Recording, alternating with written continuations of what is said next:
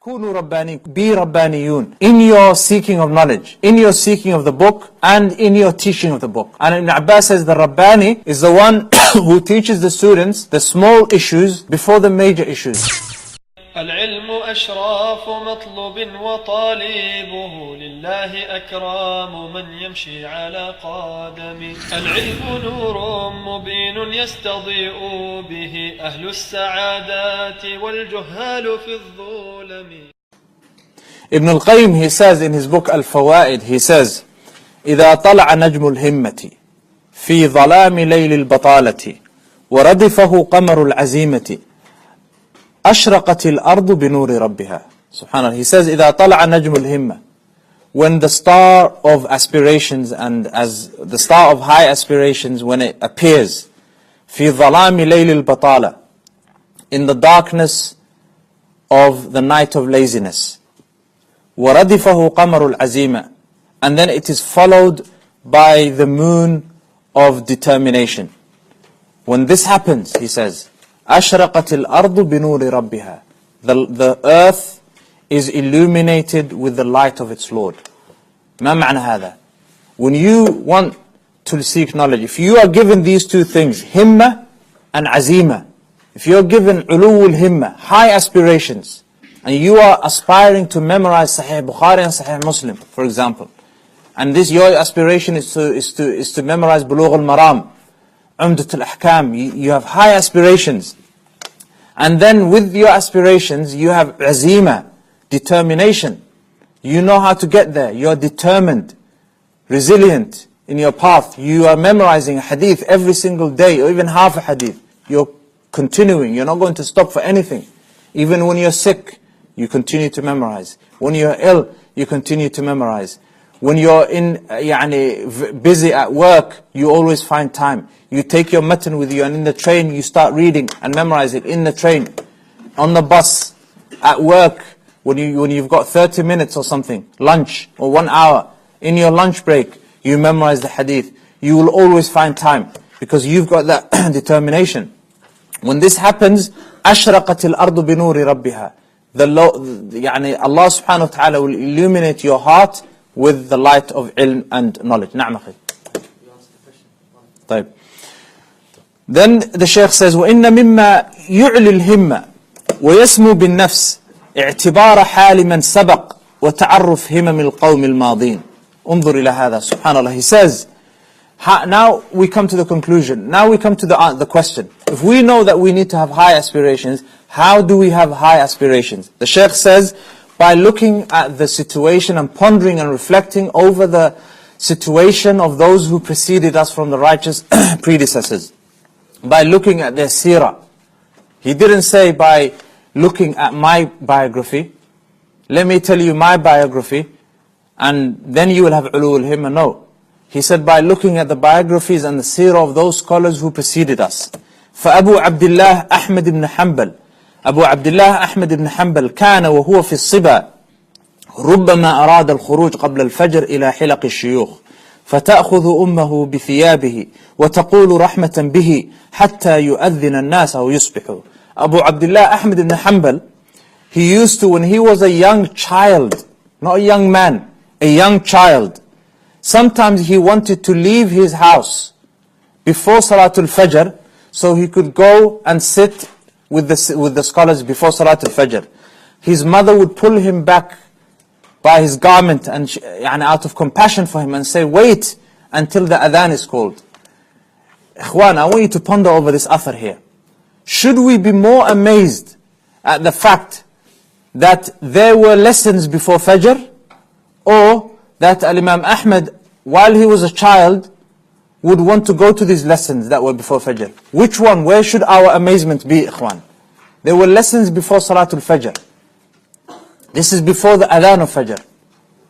And Imam Ahmad rahimahullah ta'ala was a child, and he wanted to go to these lessons while he was a child. Sabi, Ikhwan, Sabi.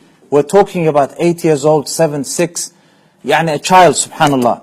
وقرأ, and listen to this athar. وقرأ الخطيب البغدادي رحمه الله صحيح البخاري كله على إسماعيل الحيري في 3 مجالس. Al-Khatib al-Baghdadi rahimahullah ta'ala, he read the whole of Sahih Bukhari all of it, he read on his Shaykh Ismail al-Hiyari, he says, in 3 sittings. The whole of Sahih Bukhari he read in 3 sittings. اثنان منها في ليلتين من وقت صلاة المغرب إلى صلاة الفجر. The first 2 sittings were 2 nights in a row from Salatul Maghrib up until Salatul Fajr. So he sat with his Shaykh from Salatul Maghrib until the next day Salatul Fajr. واليوم الثالث, and the 3rd day, from the morning, يعني straight after he prayed Fajr until Salatul Maghrib. Continuous. انظر يا أخوان. How many hours is that? And he's sitting there reciting the hadith of the Prophet sallallahu alaihi wasallam. وكان أبو محمد بن التبان أول ابتدائه يدرس الليل كله. Abu Muhammad ibn Tibban used to seek knowledge the whole night. فكانت أمه ترحمه وتنهاه عن القراءة بالليل. So his mother used to come to him and say, and used to, out of compassion for him, used to tell him to go to sleep. And يعني she used to prohibit and forbid him from doing this out of compassion for him. فكان يأخذ المصباح ويجعله تحت الجفنة. So he used to take a little lamp, light, and fire, or a candle, and he would place the candle underneath his covers, ويتظاهر بالنوم, and he used to pretend to be sleeping. فإذا رقدت, and when his mother slept and she went to sleep, he would remove the candle and continue where he left off and seeking knowledge. Undur, subhanallah. This is a man he's not a man, he's a young child, a teenager. And he's hiding the fact that he's seeking knowledge from his mother. What do teenagers hide from their mothers now? Only Allah knows, subhanallah. فَكُنْ, he says, the Shaykh says, فَكُنْ رَجُلًا رِجْلُهُ عَلَى الثَّرَى ثَابِتًا وهامة همته فوق الثريا سامقة ولا تكن شاب البدن أشيب الهمة. He says, be a man, he says, who has firmly placed a strong foothold upon the earth. And do not be a person who has the body of a young man, but the aspirations of an old man about to die. Very important lesson, ikhwan. فَإِنَّ هِمَّةَ الصَّادِقِ لَا تَشِيبُ. For indeed, the himmah and the high aspirations of the one who is honest and truthful, لَا تَشِيبُ. لَا تَشِيبُ, do not become old. Your himmah and your aspirations, ikhwan, they do not become old.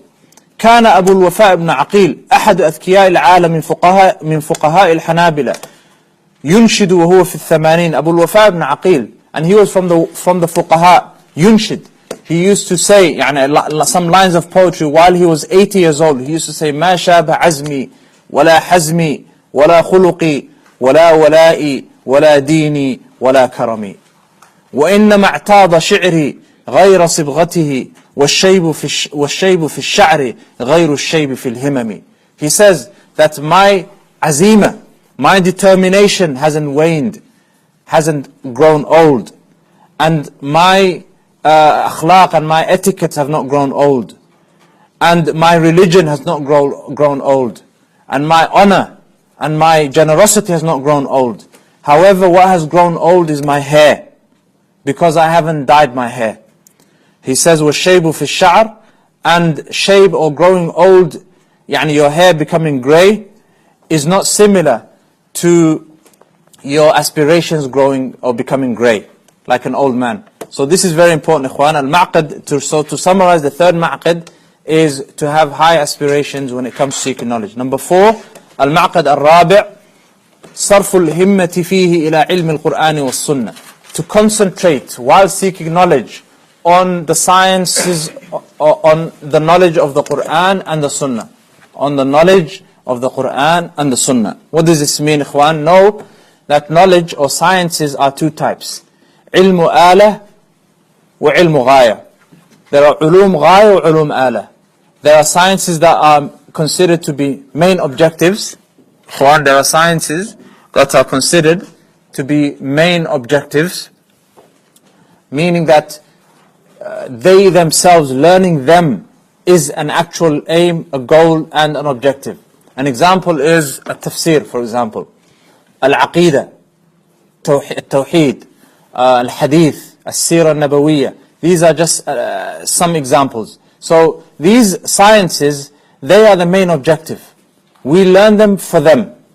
And there are other sciences which are called ulumu ala, academic tools that we use in order to learn and in order to know the meanings of those main objective sciences. So from these ulumu ala are, for example, al-nahu, grammar, for example, al-balagha, al-sarf, morphology, for example, mustalah al-hadith, the terminologies of al-hadith, usul al-tafsir, usul al-fiqh, يعني القواعد الفقهية, for example.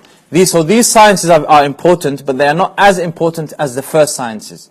But we still need these sciences, يعني the academic tools, علوم آلة, so we can understand the Quran and the Sunnah. So what this ma'qad is teaching us is that, oh student of knowledge, take those sciences or learn those sciences that will help you to know the intention behind the words of Allah and the words of the Prophet Muhammad sallallahu alaihi wasallam. So these sciences, ulum ala, they are considered, they are like salt when added to food. If you add too much salt, what happens? Can you eat the food? You cannot. You cannot eat the food. The food has become corrupted. It's unedible. If you don't add enough salt, then also the food is also unedible. So these sciences, we take from them that which we need. We do not go overboard and exaggerate in learning these sciences, which means that so that we neglect the sciences of the objective sciences. We take from them that which is enough. So for example, usul al-fiqh, for example, we learn the basics. We learn al-waraqat, for example, al-usul min ilm al-usul, for example. But we don't have to read, for example, Kawkab al-Munir. We can if we have time. We don't have to read, for example, مثلا Rawdat al-Nadir, for example, Ibn Qudama. It's a very important book. But we don't have to go too much in depth and read this in such a way that we will neglect fiqh, for example. We won't know what the basic tenets and the basic principles of fiqh are. So we take from these sciences that which will help us to learn the Quran and the Sunnah. The Shaykh says, إن كل علم نافع مرده إلى كلام الله وكلام رسوله صلى الله عليه وسلم. All beneficial knowledge goes back to the words of Allah and the words of the Prophet صلى الله عليه وسلم. وباقي العلوم and other sciences إما خادم لهما فيؤخذ منه ما تتحقق به الخدمة. They are either servants of the Quran and the Sunnah. They serve the Quran and the Sunnah. So we take from them that which will benefit us in learning or in understanding the Quran and the Sunnah. أو أجنبي عنهما, or they are not related to the Quran and the Sunnah whatsoever. فلا يضر الجهل به. So ignorance of these sciences, لا يضر, is not of any harm to us. An example of these sciences is علم المنطق, for example, the knowledge of al-mantiq, the knowledge of rhetoric, for example, علم الجدل, for example, the knowledge or the science of al-jadal, how to debate. These are sciences we do not need because they have no basis. They لا يخدمون, they don't serve our understanding of the Quran and the Sunnah. He says, and then he mentions a line of poetry, العلم في أصلين لا يعدوهما إلا المضل عن الطريق اللاحب علم الكتاب وعلم الآثار التي قد أسندت عن تابع عن صاحبه. He says that knowledge is in two foundations, and no one implements these two foundations, or no one neglects these two foundations, except that this person will become misguided in learning knowledge. The first is knowledge of the book, and the second is knowledge of the Sunnah. And he says, وَقَدْ كَانَ هَذَا هُوَ عِلْمُ السَّلَفِ عَلَيْهِمْ رَحْمَةُ اللَّهِ ثُمَّ كَثُرَ الْكَلَامُ بَعْدَهُمْ فِي مَا لَا يَنْفَعُ فَالْعِلْمُ فِي السَّلَفِ أَكْثَرُ وَالْكَلَامُ فِي مَنْ بَعْدَهُمْ أَكْثَرُ. And he says that this was the essence of the knowledge of the servants, of the Salaf, rahimahumullah ta'ala. And then after them, people started to speak a lot and author a lot in issues that were of no benefit. So knowledge in the Salaf, there was more knowledge in the Salaf, and there was more speech in the Khalaf.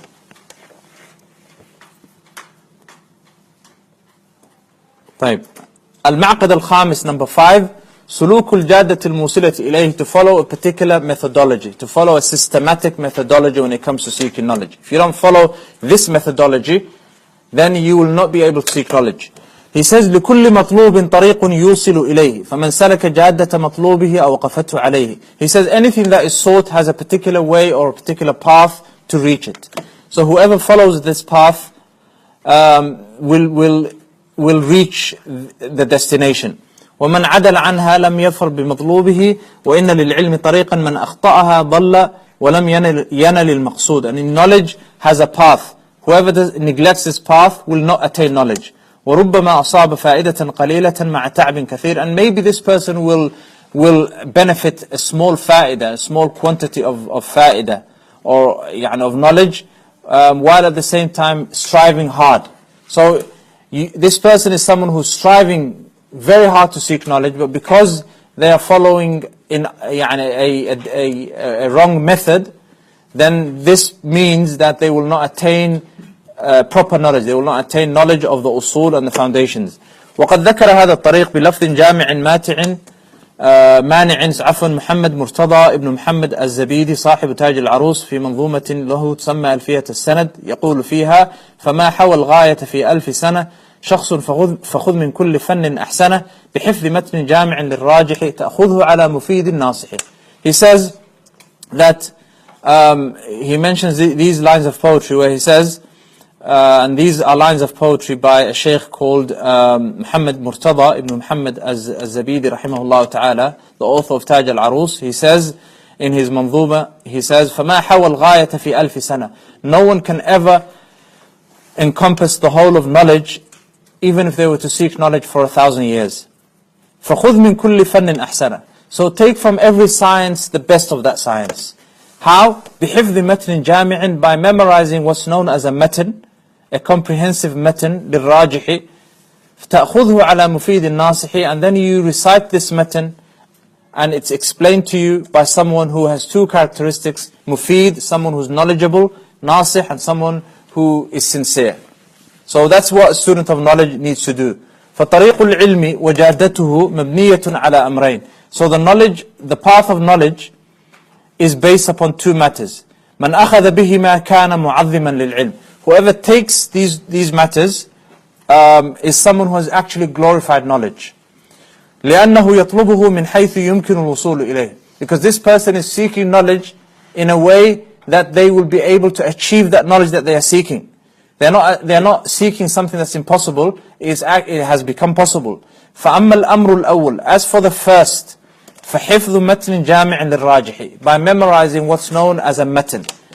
A matan is a comprehensive, summarized book that summarizes for you the principles and the foundations of that particular science.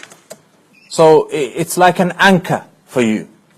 If you do not anchor your knowledge, then your knowledge will float away like a balloon, and it will have no effect whatsoever. So a matan is something that that you should memorize, and this is an example of a matan here. So once you've memorized this matan, then you have a basis to build upon. You have a foundation to build upon. So it's a matan that is jami' lil-rajih. فَلَا بُدَّ, he says, so فَلَا بُدَّ مِنْ حِفْظ. So it is imperative that the student of knowledge memorizes. وَمَنْ ظَنَّ أَنَّهُ يَنَالُ الْعِلْمَ بِلَا حِفْظ فَإِنَّهُ يَطْلُبُ مُحَالًا. Whoever thinks that they will be able to attain knowledge without memorizing anything, then they are seeking something that's impossible. You cannot hope to become a student of knowledge without memorizing, without being prepared to sit down, especially after Fajr, after you pray Fajr, sit down in your local masjid, preferably, open whatever you are memorizing, and then just repeat it. And even memorization, ikhwan, memorization is a science in itself. How to memorize, you need to know how to memorize. You can't just read the verse once or twice, and then move on to the next verse, and then the third verse. You're going to forget. By the time you reach home, you will have forgotten the verse. So you have to repeat that verse at least no less than 20 times. The Shanaqit rahimahumullah, they memorized and they used to repeat the verses of the Quran, one verse 300 times or 400 times. So how do you do this? So imagine you are memorizing Surah Al-Ikhlas. قُلْ قُلْ هُوَ اللَّهُ أَحَدٌ is the first verse. You repeat قُلْ هُوَ اللَّهُ أَحَدٌ 20 times at least. Once you've repeated قُلْ هُوَ اللَّهُ أَحَدٌ 20 times, then you move to the next verse. قُلْ هُوَ اللَّهُ أَحَدٌ اللَّهُ الصَّمَدُ. Allahu Samad 20 times. You repeat it 20 times. Then you connect both verses, قُلْ هُوَ اللَّهُ أَحَدٌ اللَّهُ الصَّمَدُ 20 times. And then you move on to the third verse. You repeat the third verse only 20 times. And then you do verse 1, verse 2 and verse 3 20 times. وهكذا. Very long process, but after you have finished, then it will be very difficult for you to forget Surah Al-Ikhlas. And that's what you do when you're memorizing a matan as well. So imagine you're memorizing مثلا يعني أصول الثلاثة مثلا وثلاثة الأصول. اعلم رحمك الله أنه يجب علينا تعلم. So you repeat that first, تعلم أربع مسائل. اعلم رحمك الله أنه يجب علينا تعلم أربع مسائل. You repeat that again and again, even if it takes you 2 weeks to memorize it. You keep repeating it. If you're memorizing a line of poetry, say you're memorizing مثلا, let's say البيقونية مثلا. أبدأ بالحمد مصليا على محمد خير نبي أرسلا. أبدأ بالحمد مصليا على محمد خير نبي أرسلا. أبدأ بالحمد مصليا على محمد خير نبي أرسلا. أبدأ بالحمد 20 times. The first line 20 times. Even if that's the only thing you've memorized that day, then alhamdulillah anta ala khair. So a student of knowledge has to be prepared to memorize. You can't just say to yourself أهلا وسهلا أنا الآن سأصير طالب علم من غير حفظ. أين حلقة الشيوخ؟ فتذهب إلى حلقة الشيوخ، تفتح الكتاب إن كان لديك كتاب، ثم تذهب إلى البيت وتنسى كل ما درست، ثم تأتي الأسبوع القادم. يعني it's not how it works إخوان. You can't just go to a lesson, open the book and then leave your book for 1 week, 6 days by your window shelf or whatever, wherever you leave it, or on top of the microwave, and then come back the next week and then take your book and then go to the lesson and then open the book. That's not how you're going to learn. That book, you have to have read it at least 3 or 4 times. At least the issues that you've studied with the Shaykh the previous week, you have to have read it and mastered it and khalas. Then you read the next week's lesson before the actual lesson starts. And هكذا, that's how you become a student of knowledge. طيب. Then the Shaykh says, وَالْمَحْفُوظ الْمُعَوَّلْ عَلَيْهِ هُوَ الْمَتْنَ الْجَامِعِ لِلْرَاجِحِ أي المعتمد عند أهل الفن. And the type of matan that you memorize has to be a matan that the scholars of that science all agreed, unanimously agreed upon, that it is a matan that is, they've advised their students to recite or to learn this matan. That's why if you look at the Salaf and you look at their biography, you will notice in their biography the books that they memorized. And they will say, oh, he memorized the Quran at the age of 14 or 10 or 11. Then he memorized this book and then he memorized that book. Why do they mention these things? Because they are teaching you, O student of knowledge, that this is the path to knowledge. هذا هو طريق العلم. Knowledge, إخوان, isn't هكذا entertainment. And knowledge isn't just سبهللا, but mentioning ثقافات and mentioning issues here and there and then and eloquency and then giving your own opinions and your examples. No. Knowledge is something, ikhwan, that is ibadah, it's a worship. And the scholars, rahimahumullah ta'ala, in every mas'ala, in every single issue, they have a way of speaking. They have a way of talking. So if you go down that path, that systematic methodology, you will come out like them, like the scholars. So your speech will be like the speech of the scholars, the ulama. The way you think will be like the scholars and the ulama. You will not think like, and your speech will not resemble the speech of the secularists, or those people who have diluted the da'wah with other forms of innovative da'wah, so that they are trying to bend knowledge and da'wah so that the people can benefit from it, as they say. No, knowledge is one, ikhwan. It doesn't bend for the will of the people. Knowledge is not there to entertain us. It's not there to make us laugh. It's not there to make us happy. It does make us happy, but it's there, ikhwan, so we come close to Allah subhanahu wa ta'ala with that particular knowledge. So for example, Allah subhanahu wa ta'ala, He mentions and He says, إِنَّا سَنُلْقِي عَلَيْكَ قَوْلًا ثَقِيلًا. The Prophet sallallahu alayhi wa sallam, Allah says that we will reveal to you a heavy statement. عَلَى Aisha radiallahu ta'ala anha, she used to say that when the wahi and the revelation came down upon the Prophet sallallahu alaihi wasallam, he would start to sweat, and it was on a very cold and freezing night. It was heavy upon him. So knowledge is something that is in its essence heavy, it's difficult. Sitting for 1 hour and listening to قال Allah, قال Rasulullah sallallahu alaihi wasallam is not easy. It's difficult, it requires patience, it requires jalad, it requires muthabara, it requires strength, determination to be able to sit there for 1 hour, 2, 3, 4 hours. But then there will come a time when that struggle becomes something very sweet, and you cannot live without it. And you want to be there, and you feel happy in the sittings of the scholars. You feel happy when you are in a sitting where قال Allah, قال Rasulullah sallallahu alaihi wasallam is mentioned. Why do you think, ikhwan, that the halaqat and the circles of the scholars are the people that attend are few? And why do you think the people who make people laugh, or those du'at who make people laugh, why do you think people come to them in their thousands and sit in front of them? Is it because they are upon haqq and those scholars are upon batil? No. It's because those people who give da'wah in a way which entertains the people, their da'wah is based upon entertainment.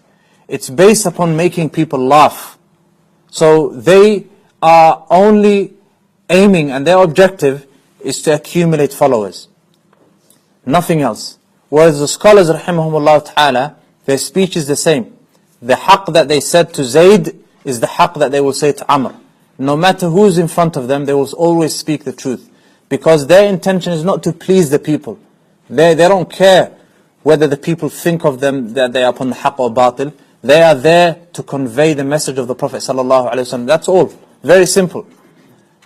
They're not there to entertain. Look at the Anbiya and the Prophets. The Prophet sallallahu alaihi wasallam, he said that there will come on the day of resurrection a prophet and a messenger, وَمَعَهُ رَجُلْ أَوْ رَجُلَانِ. There will only be with him one man or two men. And there will come another prophet, وَلَيْسَ مَعَهُ أَحَدٍ. And there will come another prophet, there's no one with them. No one followed their message. So, العبرة إخوان ليس بالكثرة. العبرة ليست بالكثرة. العبرة باتباع الحق. We don't look at the number of followers, we look at the haqq and the truth. That's all. Allah subhanahu wa ta'ala described the Prophet Ibrahim alayhi salam. He says, كَانَ أُمَّةً قَانِتًا لِلَّهِ إِنَّ إِبْرَاهِيمَ كَانَ أُمَّةً قَانِتًا لِلَّهِ حَنِيفًا وَلَمْ يَكُنْ مِنَ الْمُشْرِكِينَ. Ibrahim was a ummah. ما معنى ummah? A group of ummah means, it means jama'ah. It means a nation. It means a group of people. Allah described him as an ummah. Why? لأنه هو الوحيد الذي كان عليه الحق. He was upon the truth. So an ummah is anyone who is upon the truth. Anyone who is upon the haqq is considered to be an ummah. So that's the first thing. وَأَمَّا الْأَمْرُ الثَّانِي, he says, so the first thing is you need to memorize a matan. The second thing is فَتَأْخُذْهُ عَلَى مُفِيدٍ نَاصِحٍ, is that you take this matan, you learn it, and you read this matan upon someone who has these two characteristics, مُفِيدٍ نَاصِحٍ. Someone who is مفيد, الإفادة وهي الأهلية في العلم. الإفادة someone who is qualified, has the credentials. Not someone who has no credentials whatsoever. Someone who hasn't learnt and studied with the scholars. You make sure you learn your knowledge with someone who has qualifications and credentials. وهي الأهلية في العلم فيكون ممن عرف بطلب العلم وَتَلَقِيهِ حَتَّى أَدْرَكَ. And he will be someone who is known for seeking knowledge. Someone who has always been known for seeking knowledge. This isn't a person who appeared out of nowhere and said, خلاص تعالوا, come and learn from me. No. This is someone who has been known to seek knowledge. Al-Imam Malik رحمه الله تعالى يقول لا يطلب العلم إلا عمن عرف بطلب العلم. Knowledge is not sought except from one who is known for seeking knowledge. Very important. If this person is not someone who is known for seeking knowledge, we do not know where they sought their knowledge, we don't know where they came from, who they studied under. This person is majhul, is someone who is unknown, then natawaqaf. We say we don't seek knowledge from that person until we verify and ascertain where they learnt their knowledge. Then the Shaykh says, فصارت يعني له ملكة قوية فيه. نعم. والأصل في هذا, and the proof of this ما أخرجه أبو داود, the hadith which was narrated by Abu Dawood بإسناد قوي with a very strong chain of narration عن ابن عباس أن النبي صلى الله عليه وسلم قال تسمعون ويسمع منكم ويسمع ممن يسمع منكم. اسمعوا إلى هذا الحديث. The Prophet صلى الله عليه وسلم, he says تسمعون, you will hear, يعني تستفيدون, you will hear and you will learn. ويسمع منكم, and people will come and learn from you. ويسمع ممن يسمع منكم, and then others will come who will learn from those who learn from you. ما معنى هذا؟ هذا هو الإسناد إخوان. العلم يؤخذ بالإسناد. This is the إسناد. This is why the scholars رحمهم الله تعالى, they used to say لولا الإسناد لقال من شاء ما شاء. If it wasn't for the إسناد, if it wasn't for the chain of narrations, then anyone would have said whatever they wanted. But this religion هو محفوظ. إنا نحن نزلنا الذكر وإنا له لحافظون. We have revealed the dhikr, the Quran, the Sunnah, and we will protect it and preserve it. والعبرة بعموم. نعم. As for the second wasf, is that this person has to be nasih. The person that you are reading to has to be sincere. And how is he sincere? And this person has to be someone who is deserving to be emulated. Yani he's hadi, he is samt, the way he acts, the way he speaks, he's someone who deserves to be emulated. Someone who speaks with the speech of the scholars. Someone who reminds you of the ulama and the scholars. والآخر, and then the second is معرفته بطرائق التعليم. He has to be someone who knows how to teach. Who knows how to teach. بحيث يحسن تعليم المتعلم ويعرف ما يصلح له وما يضره. So this is a person who knows what is good for the student of knowledge. He gives the student of knowledge that he is teaching that which is beneficial to him or her at that particular moment. He doesn't overload him with information. He gives him that which he needs. Allah says, كونوا ربانيين بما كنتم تعلمون الكتاب وبما كنتم تدرسون. والعالم الرباني كما قال ابن عباس هو الذي يعلم الناس صغار العلم قبل كباره. كونوا ربانيين, be ربانيون in your seeking of knowledge, in your seeking of the book, and in your teaching of the book. And Ibn Abbas says the Rabbani is the one who teaches the students the small issues before the major issues. This is very important. So when you become a teacher, inshallah, you have to have rahmah and sincerity towards that student. You cannot teach that student something that they do not need. If they haven't learnt al-arba'un al-nawawiyya, for example, you don't teach them bulugh al-maram. If they don't know the etiquette of seeking knowledge, you teach them the etiquette of seeking knowledge. This is your wajib. This is obligatory upon you. طيب. So, al-ma'qad al-sadis. Does anyone have questions? Or we'll continue to al-ma'qad al-sadis. Any question? This is your only chance, ikhwan. There's no questions at the end. Now. You mentioned something about tawfiq and guidance. What's the difference? They're the same. Tawfiq is guidance. At-tawfiqu huwa al-hidayah. Wal-hidayah hiya tawfiq. Tawfiq means guidance. Hidayah, and hidayah means tawfiq. No. Another matun that's being memorized from the books, is that the same manner of memorization by which a person memorizes the Quran? Naam. Exactly the same.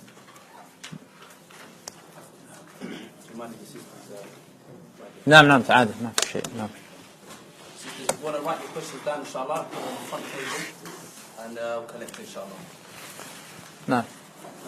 Just for memorization, if someone like focusing on memorizing Quran, If someone is focusing on memorizing Quran, what other things would you suggest to memorize Quran as a beginner? what other mutun on top of memorizing the Quran?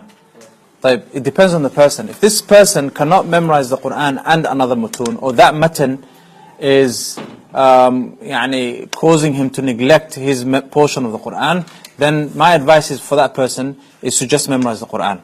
Okay, but if they can do both, and they can memorize the Quran and a matan, then they should start with the knowledge of Tawheed, which is something that the prophets and the messengers started with. So they memorize a matan in Tawheed. And all of you know, and this is something that is not you're not ignorant of, you memorize Al-Qawa'id Al-Arba', very simple book by Shaykh Mohamed Al-Wahhab. Start by memorizing that book, and Thalathatul Usul. Once you've done that, then come and ask me, inshallah.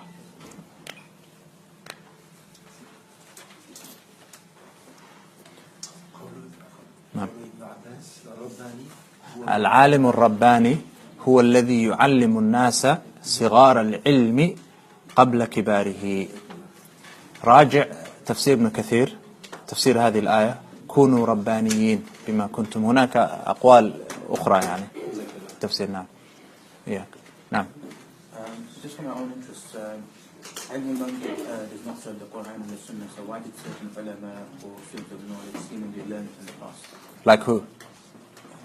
I thought I have an impression that Ibn Shaykh Islam Taymiyyah, he says, علم المنطق, he says, هو علم لا يضر الجهل به ولا ينفع العلم به. It's a knowledge, a science that being ignorant of it really doesn't cause you any harm.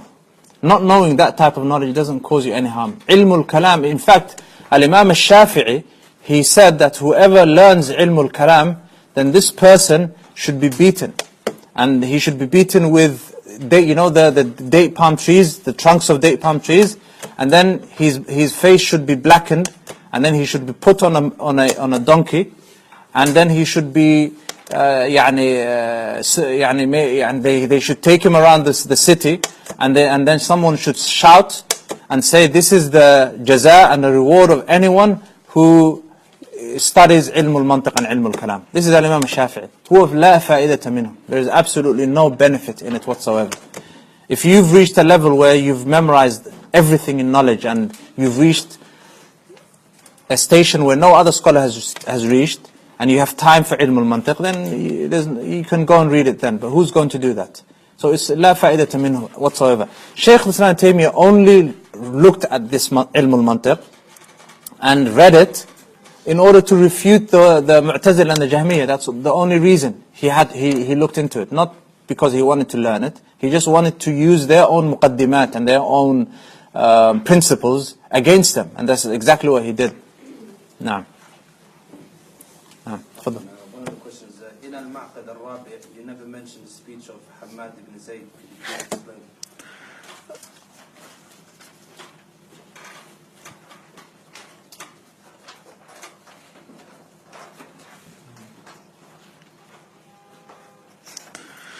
نعم. قال حماد بن زيد says قلت لأيوب السختياني, I said to Ayyub al-Sikhtiyani, العلم اليوم أكثر أو فيما تقدم. Is knowledge today is knowledge today more, or is knowledge more in quantity in the past, يعني in time of the Salaf? فقال, he said, الكلام اليوم أكثر. Today speech is more, there is more speech today. والعلم فيما تقدم أكثر. And knowledge in the previous eras and the previous times of the Salaf was more plentiful. It's the same as the author of what the Shaykh mentioned. So in the previous line or in the previous statement. نعم, تفضل. How does the student respect his teacher? Can the student question his teacher's knowledge? We'll get to that, inshallah. It's in the latter parts of the Ma'aqid. That question will be answered later on in the book, inshallah. No.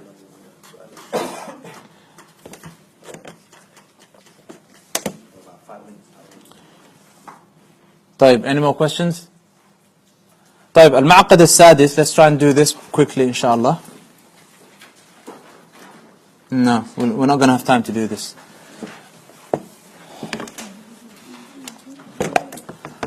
طيب, صلى الله وسلم على نبينا محمد وعلى آله وصحبه أجمعين.